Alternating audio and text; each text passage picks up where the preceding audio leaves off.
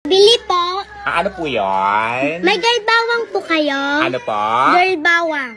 Girl bawang? Opo. Girl bawang? Wala kaming binibentang girl bawang dito. Ang meron lang dito, boy bawang. Hindi nga po boy bawang, girl bawang nga po. Nakakaloka naman tong batang to. Pinapaliwanag ko nga na maayos. Wala kaming binibentang girl bawang dito. Ang meron lang boy bawang eh.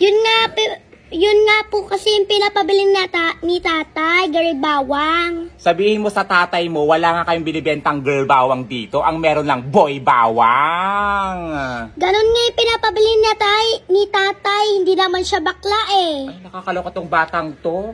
Porkit boy bawang yung bibilin, kailangan talaga, hindi bakla yung bibili. Nakakaloka yung tatay mo. Asa ba yung tatay mo? Nandoon, naghihintay ng girl bawang. Nakakaloka yung tatay mo. Mabuti kung si nanay bibili dito eh, di boy bawang ibibigay nyo. Nakakaloka ng tatay mo. Gusto niya talaga girl bawang. Tapos pag yung nanay, kailangan boy bawang. May gender ano dito.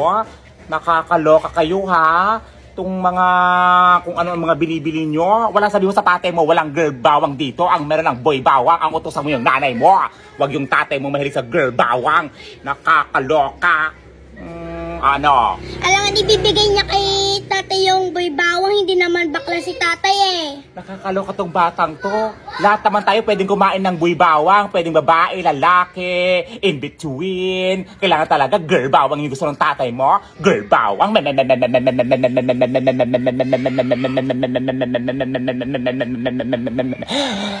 Ganon? Itlog ko, gusto mo? Nakakaloka. Lumasa ka dito?